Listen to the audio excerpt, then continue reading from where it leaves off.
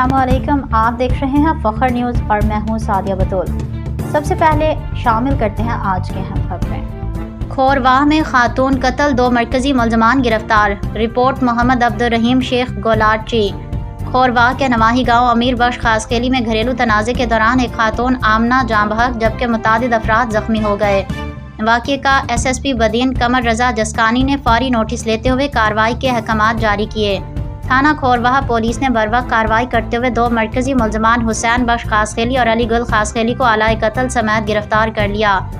Police ने लाश को पोस्टमार्टम और जख्मियों को इलाज के लिए अस्पताल मुंतकिल कर दिया।